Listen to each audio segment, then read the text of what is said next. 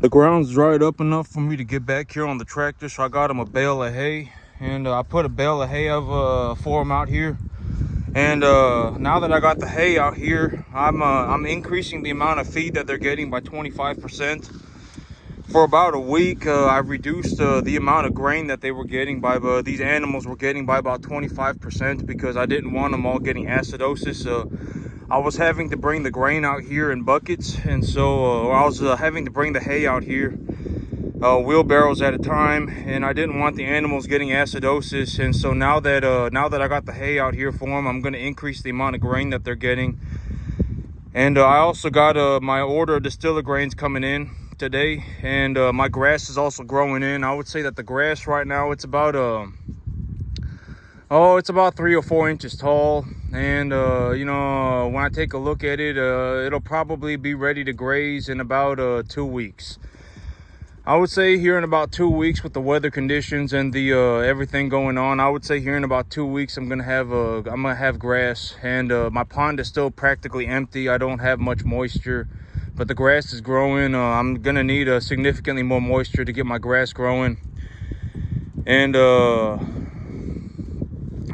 today I got my meeting with my accountant too, and so today I'll be meeting my accountant, and that will make my life a lot better. It's not gonna, well, I was thinking about it, and I was like, okay, so I'm gonna have to find somebody. I make enough money to pay somebody to help me, and I don't make enough money. I don't really need to. I'm not gonna say I don't make enough money. In reality, I don't need somebody helping me full time. Right, I don't need a full-time accountant.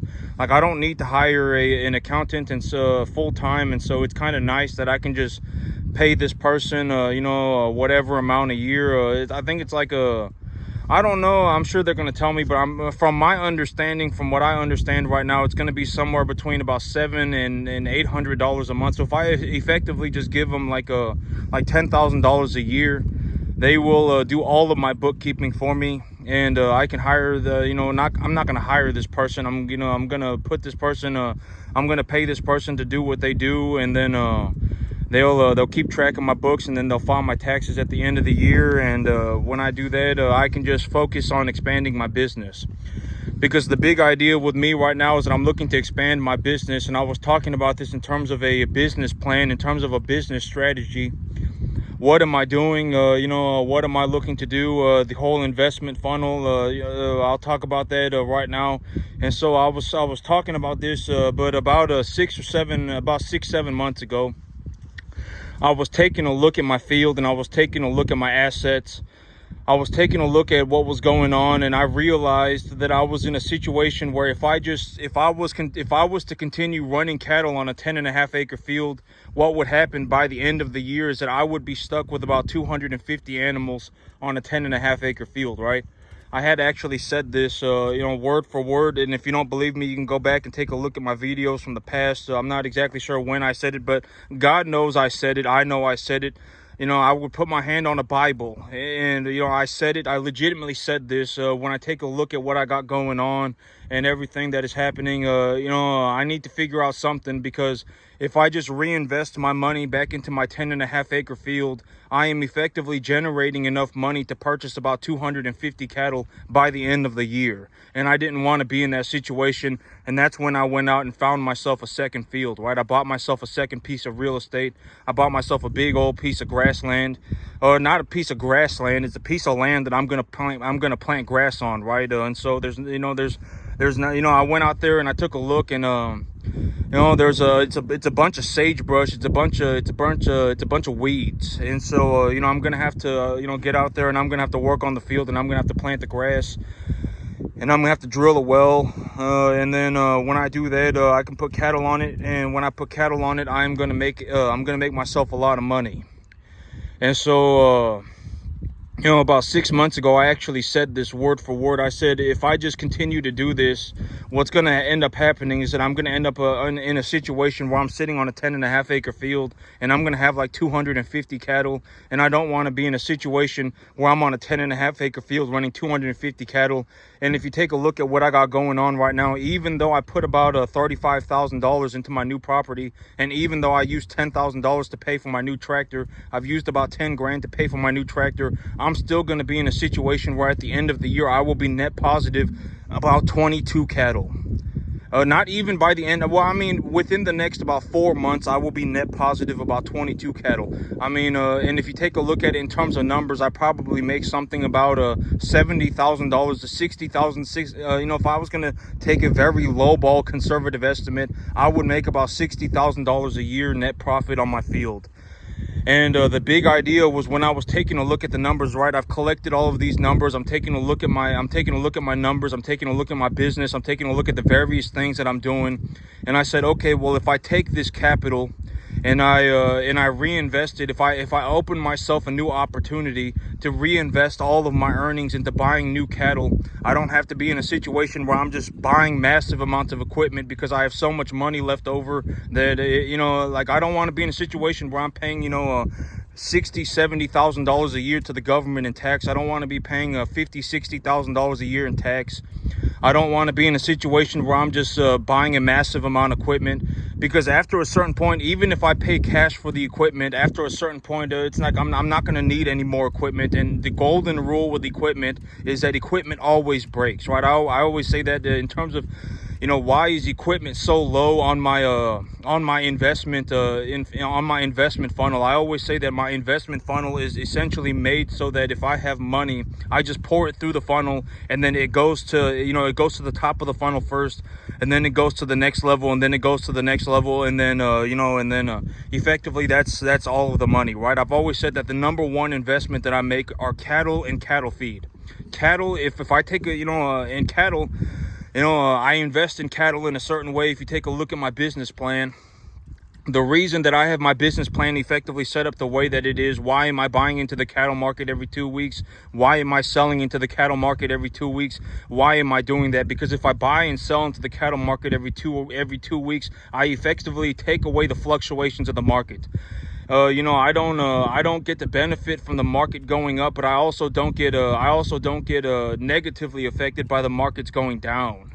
And so if I buy into the market every 2 weeks and I sell into the market every 2 weeks, what's going to happen is that effectively I'm just going to be trading the middle all the time. I will not be affected by the markets going down, but I will also not be affected by the markets going up. So I gave up the positive, as you know, I gave up the potential for me making money if the market went up, and I also gave up the risk of losing money if the market went down. And so, you know, and I've already talked about what kind of cattle do I buy, how do I budget for my animals.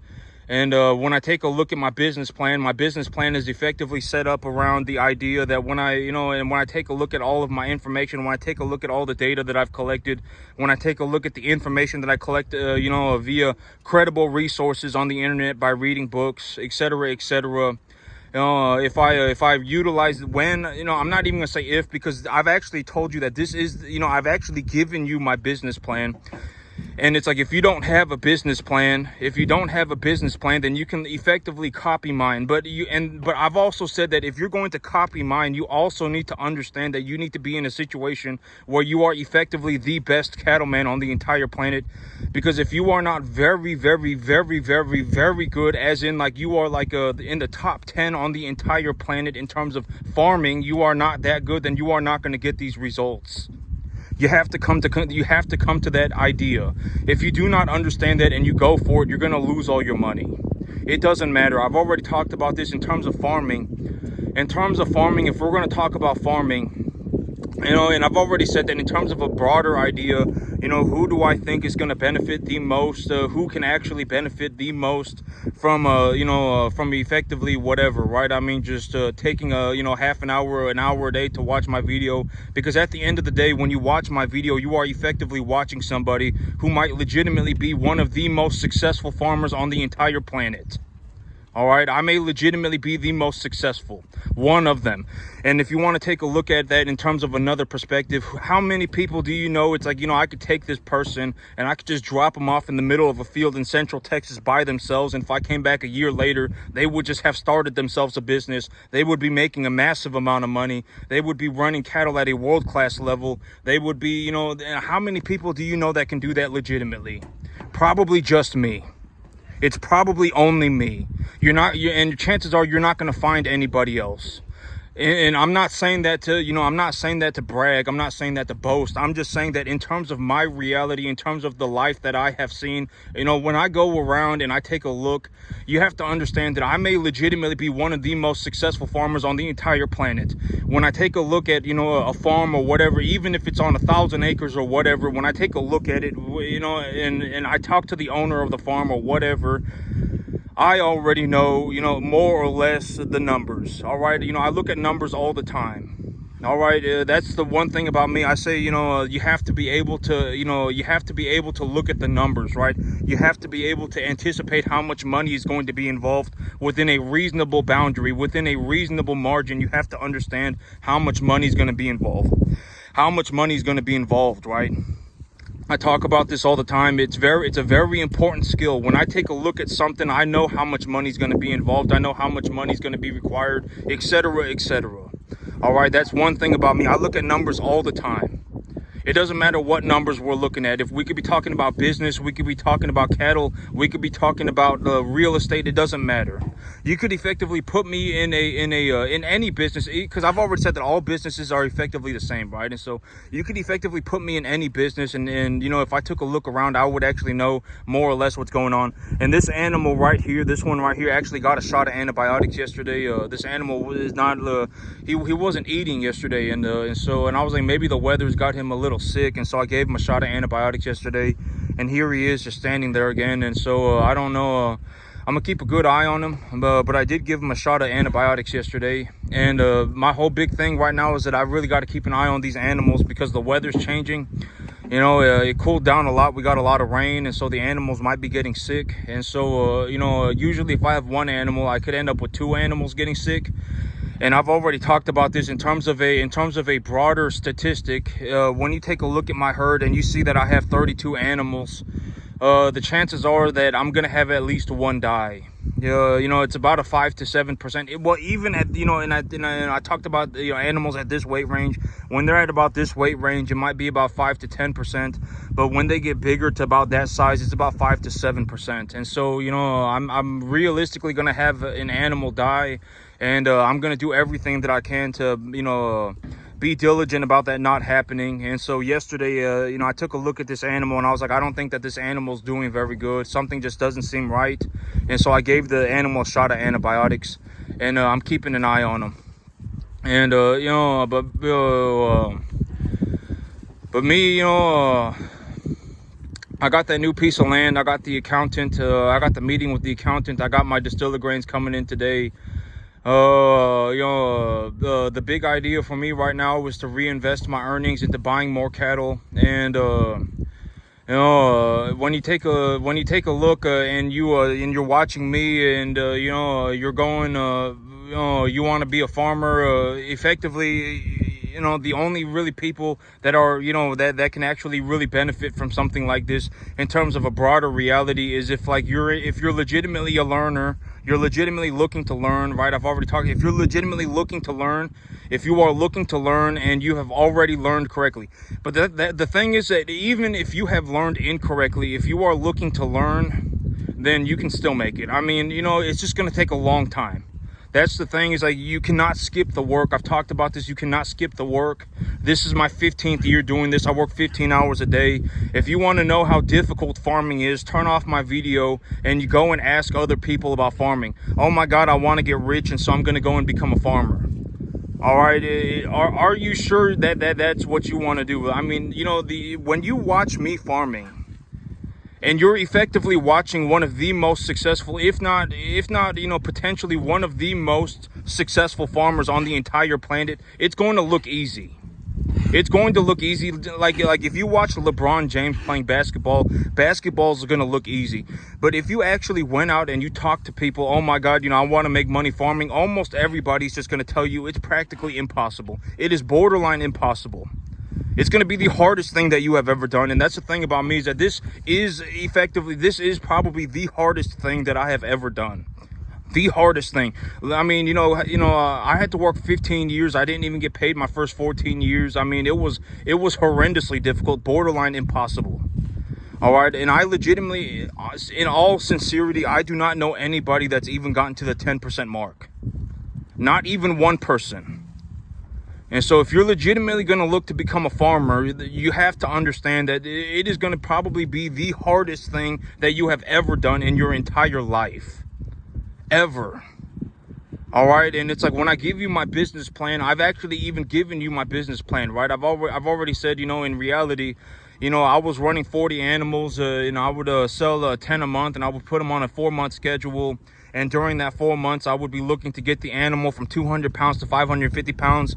But when I take a look at the overall business plan and my results, when I take a look at the information, I would actually increase that number to 50, and I would put them on a 5-month program. Right? I would put them on a 5-month program. I would use something like a 65 to 70% TDN, 12 to 14% protein feed. But in reality, I don't use a total mixed ration.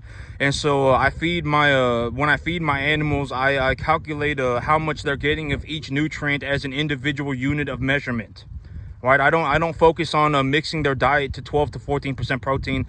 I say if I give my animals 100 pounds of distiller grains a day, and that distiller grains is 28% protein, then I've given them 28 pounds of protein via the distiller grains. And when I give them, if I give them 50 pounds of corn a day, and that corn is 8% protein, then I've given them another 4 pounds of protein via the corn. And I keep track of how much protein and energy that they are getting, according to by an individual unit of measurement. And then I keep an eye on their manure, right? I look at their manure, and I grade their manure score to see if they are digesting their feed properly. And also another way to look at it in terms of like, if I were to just visually be grading cattle, if my animals don't have any ribs showing, then they're effectively a little bit fat. I mean, and the big idea is that when I bring my animals in, almost all of them are a little bit skinny. And while they are at my farm, the big idea is that I'm looking to get them to a body conditioning score of about a 6 or a 7 by the time they're at about 700 pounds, right? That's the big idea.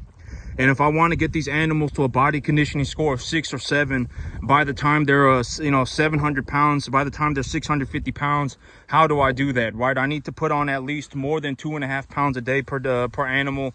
I'm looking to put on more than about 2.25 pounds a day per animal. And if I put on more than 2.25 pounds a day per animal, they're effectively going to become slowly going to become fat, right? And so, like, when I look at this animal right here, when you take a look at an animal, how do you know that an animal's at a body conditioning score of 6, right? You cannot see any ribs on their body. If you cannot see a single rib on their body, like this animal right here, if you look real close, you can actually see, I don't know if y'all can see it on camera, but I can actually see that rib right there, and I can actually see a part of another rib right there. And so that animal, but she's also a little bit small, right? I would say that she's probably about 350, 400 pounds. By the time she's 650 pounds, I want her to be a little bit fatter, right? I want her to be a little bit fatter. And, I want these animals at a body conditioning score of 6 or 7. Like this is an example of an animal. Well, I'm pretty sure that this is a Jangus. I'm pretty sure that this is a Jersey Angus cross, and these Jersey Angus crosses are very bony. But this is an example of an animal that, this one's a little bit small. But number 19 over there, number 19 is a good example of an animal that's going to be going to market here very soon, within 2 or 3 weeks. And he's at about a body conditioning score of 6. But, these animals, by the time they go to market, I want them at a body conditioning score of 6 or a 7, right? I don't want any bones showing on their body. I want them to look a little bit fat. And when I do that, I make the most amount of money on my animals. And so, these animals, here in about 2 or 3 weeks, I'll be selling animals. And within about the next 4 months or so, about the next 3 months, I'm actually going to have to go and purchase myself about probably about 55 cattle. And then by the well, I'm gonna talk to my accountant. That's the whole idea of me having an accountant, so that I don't have to do this. The accountant will just tell me, you need to go and buy whatever, $100,000 worth of assets. All right, you need, if you want to reduce your income tax burdens, if you are, you're gonna have to owe this much money in taxes. But if you invest this much money, then you don't owe taxes, or you can mitigate reduce your taxes as substantially as possible. So that's the whole idea of me getting an accountant. And so I got my meeting with the accountant today. And as of right now, my grass is probably about 2 weeks away. I'm gonna have grass here in about 2 weeks, and when the grass comes in, I also need to, when the grass comes in, I'm gonna have an opportunity. Granted that I have some decent weather, I'm gonna have an opportunity to make a ballistic amount of money. I was talking about this yesterday, but the reason for me getting into the backgrounding business is because the backgrounding business effectively just means that I take a 400-pound animal and I put them on grass until they're 800 pounds. And the reason that I'm getting into the backgrounding business is because the big idea is, when I get into the backgrounding business, I'm going to make a massive amount of money. That's the whole idea. I've always said, the whole thing is me, I collect this information. I do all of this work. I legitimately live where I work, and I've taken a look at the information, and, the reason that I'm getting into the backgrounding business is because when I take a look at my entire situation, I'm on a 10.5 acre field, and when I run cattle on a 10.5 acre field, I still make so much money on a 10.5 acre field that effectively, that if I start off with 40 animals, by the end of 365 days, I will have to purchase about 200 to 250 cattle. Right, and I was talking about this, but if I start off with 40 cattle, if I start off with 50 cattle, within 365 days, I will have effectively done so well for myself that I will have to actually purchase about 200 cattle. I will have to purchase about 250 cattle. And I don't want to be in a situation where I'm on a 10.5 acre field running 250 cattle, right? I don't really want to be in that situation. And so I was taking a look at my overall finances, taking a look at everything that's going on.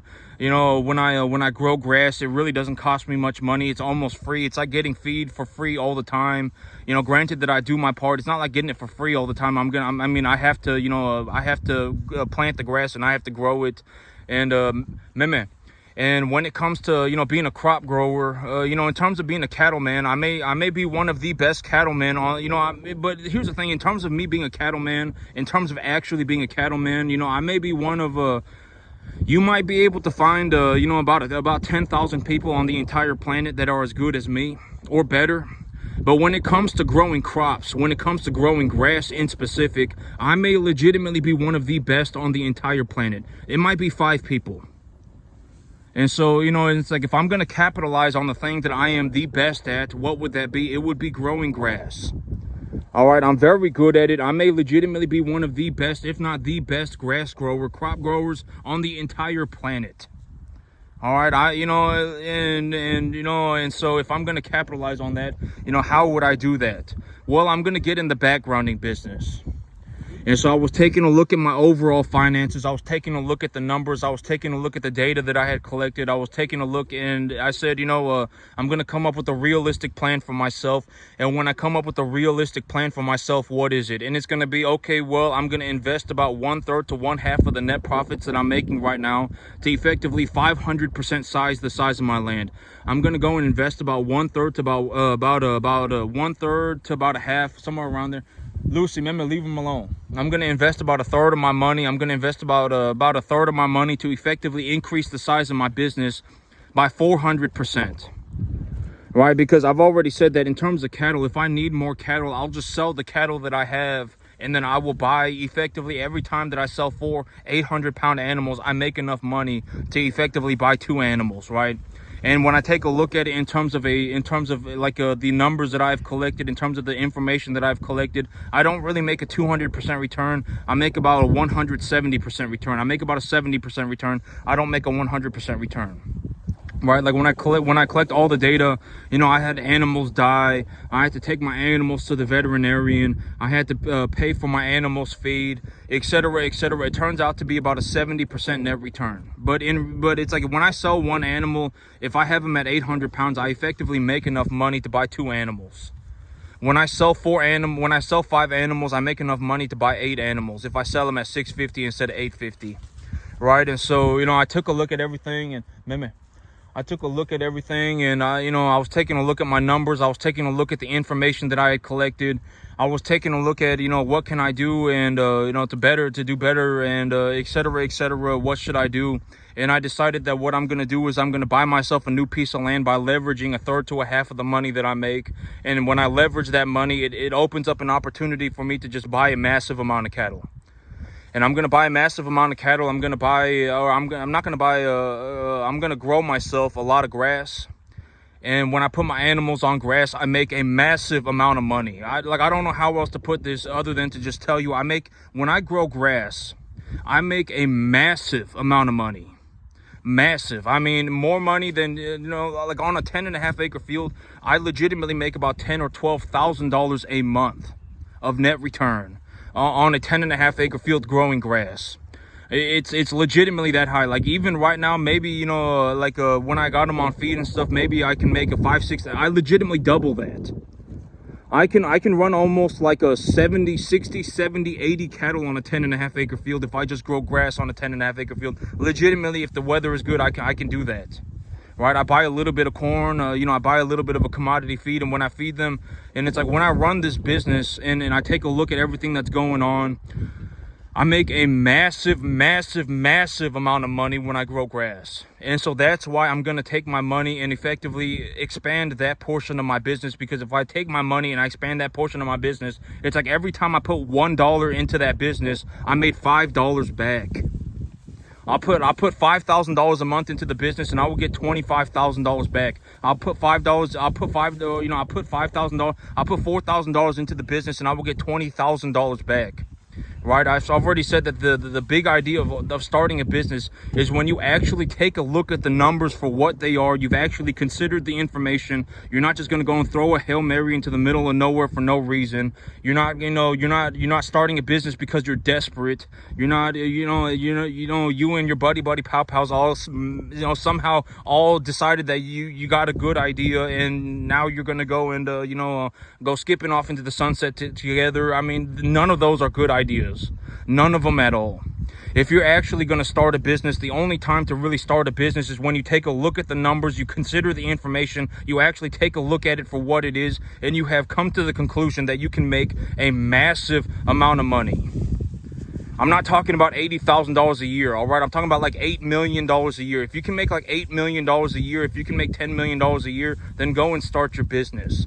Even for $80,000 a year, there are a lot of things that you can do that are way easy, not way easier, but much more realistic, right? I mean, you're not gonna, pull your hair out, and you're not gonna be working 7 days a week. And, for 80 grand, you can make that money doing something else. Why would you start a business? All right, like if you're legitimately in a situation where you're like, oh, I'm gonna go and make myself $80,000 a year by starting a business, why, don't start a business. I mean, go and get yourself a job and invest some of your money into a rental property, and boom, there's your money. I mean, and it's like, now congratulations, right? I mean, you don't want to be starting a business for some minuscule amount of money. $80,000 a year, you might as well have just gotten a job. Right, I mean, if we're talking about, $2, $3, $4, $5, $6, $7, $8, $9, $10 million a year, then sure, go and do it. Right, I mean, but why start a business for some minuscule amount of money? All right, I mean, it's not a good idea. I mean, I don't know how else to put it. I mean, it's just not a good idea. Like when you take a look at, it's like when you take a look at me and you consider the numbers and you take a look at everything, I've generated about $2 million, right? I've generated about $2 million on a 10.5 acre field. If you're in a situation where you can go and buy yourself a 10.5 acre field for $1,200 a month, and you want to generate yourself $2 million by buying that, then go and do it, right? I mean, that's a good idea. You know, that's effectively what I did, right? I mean, this field, it cost me about I think I pay like $1,350 a month, and about $700 of that, I got a 3.75% fixed interest rate, and so about $700 of that a month is equity, is principal that's being returned back to me. And it's like, if you're in a situation where it's like you actually, it's like, oh my God, I found a 20-acre field, and I've talked to the banker about it, and I'm going to finance the whole thing. They're going to finance the down payment for me, and they're also going to finance the rest of the property. And they want $2,000 a month. But if I go on this 20-acre field and I pay $2,000 a month, and $800 of that payment is equity, then effectively I'm losing $1,200 a month, and I can get a tax deduction on that. And when I go and run cattle on this farm, I can go and make myself, $5 million, right? Then go and do it, right? I mean, but if it's not like that, don't start a business. For the love of God, please do not start a business. It's like, why would you start a business? You can just go and get a job. Are you sure that you want to be your own employee and you want to work 7 days a week? And are you sure that that's what you want to do? Right? I mean, if you just worked a job and invested some of your money, bought yourself something like a piece of rental property, you could have made just as much money, and you wouldn't have to have work 7 days a week, and you wouldn't be in this life and death battle over nothing. And why would you start a business? All right, why? I mean, it's not a good idea for almost everybody. The only, the starting a business, it's like, nobody cares. If you end up borderline homeless your entire life, then you could effectively be in a situation where, you're miserable forever. And, that's more or less the outcome for most people when they start a business. All right, even me, and I'm not saying I'm a saint. I'm not saying whatever. I'm just saying that I'm going to be completely honest, because right now I'm in the process of effectively starting myself another business. If not, well, I mean, not really starting myself another business, but I'm buying myself more land to expand my business, but it's effectively starting another business. I'm going to ask my accountant, should I start myself another business or whatnot? And man, leave him alone. And leave him alone. But it's like, it's not a good idea. If I was not making such a ballistic amount of money on this 10.5-acre field, if I was not making such a massive amount of money on this 10.5-acre field, I would not have gone and expanded my business. All right, and I've already given you my numbers. I mean, I farm on a 10.5-acre field. I run commercial cattle, and I generated myself a net of about $2 million in equity. All right, and it's like, and when you take a look at what I'm doing, you have to understand that this costs me no money. It doesn't cost me anything. If I stopped farming, I would start hemorrhaging money, et cetera, et cetera. And so, I'm telling you, I actually know people who are like 70 years old and they bankrupted. I legitimately swear, honest to the higher power above. If I were to have a complete honest, I actually know people who bankrupted when they were 70 years old. All right, I actually know people that it happened to them, and now they're working as a grocery store cashier. All right, they have no retirement. They're effectively going to have to work a job like that until they die. All right, and it's like, you don't want to end up in that situation. All right, I mean, it's not good. And if you take a little bit of risk, you can, and you actually do your due diligence, right? You've made your peace with God about the idea. You've actually looked at the numbers, and you're not going on some, I fell out of heaven a 7 and my life is a mystical, magical journey, and I'm gonna throw a Hail Mary into the middle of nowhere for no reason, or I'm gonna me and my 5 buddy pals are gonna go singing Kumbaya into the sunset, holding hands together. As long as it's not anything like that, you've taken a look at your idea. You've considered how much money's going to be involved, and you've really thought about it. You've really looked at it, and you've gone, okay, this is, and I checked everything 5,000 times, and it's objectively a good idea. then then go and do it, right? And me, and I've talked about this too, but me, I did not start my business until I had made a massive amount of money. I was buying and selling cattle. I was buying, and I've already told my story, and God knows that this is my story. I was buying and selling cattle, and I had bought all different types of cattle, and I was and I was buying and selling cattle at the different sale barns, and et cetera, et cetera. And I was buying certain types of cattle, and I realized that with a certain type of cattle, I could actually make money. I would actually get all of my money back, if not, make a little bit of a profit. And I was taking a look at everything, and I had done that about 3 or 4 times, and then by about the 5th time I was doing that, I actually more or less to somewhat of an idea to a small degree, I had an idea of what I was doing. And so I took the $12,000 that I had in my bank account, and I had invested that money into the cattle. And when I had invested that money into the cattle, it took a couple of months for me to do that. And by the time I had finished investing my money, I took a look at what I was doing, and I had an understanding of what I was doing. And I was like, you know what? I'm at least making my money back. When I take a look at what's going on, I'm at least making my money back. And so I went to the bank and I took a loan for 18 grand. I invested that 18 grand. And within about 10 months, after about 10 months, the cattle market had effectively doubled. And I made a net profit of about probably I don't even remember, it was like 70 grand or something like that. I made a net profit of, because I paid the bank back. I think I made close to about $90,000. I paid the bank back their 18 grand. And at the end of the day, I had it was like 75 grand or something. And and then I realized, wow, I can make a massive amount of money doing this. And then I started my business. That was effectively when I started my business. When and God knows it. I mean, I don't know what else to say. God knows that it's true. That's legitimately how I did it. I made a massive amount of money, and when I made a massive, and I'm not gonna even say massive, 75 grand. I mean, but it was kind of impressive. It was kind of impressive. I made about $75,000 running commercial cattle on a 10.5 acre field. That's kind of impressive. I mean, but granted that the feeder cattle market about doubled, and so it was kind of, and when that happened, I started my business, and now here I am. The feeder cattle market is not doubling. The market's not moving up in a skyward trajectory, and I am still making myself effectively about $60,000 or $70,000 a year on a 10.5 acre field running commercial cattle. And so that's it. I mean, that's how I ended up doing it.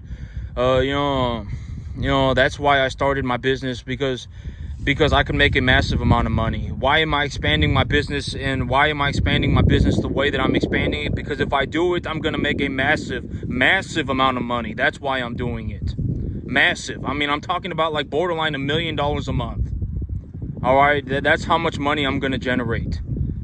All right, and that's why I'm doing it. I'm not doing it because this is my La La Land adventure. I'm not doing it because this is a Disneyland, a Disneyland journey for me. I'm not doing it because me and my buddy Pow Pows all decided that we were going to go holding hands into the sunset, skipping off into the sun. None of that. I'm not doing it because I was born a unicorn, right? I mean, I'm doing it because if I do it, I'm going to make it. When I do it, I'm going to make a massive amount of money. That's why I'm doing it. That's why I'm doing it. I'm just going to be completely honest. I'm not going to sell my soul to the devil to do it.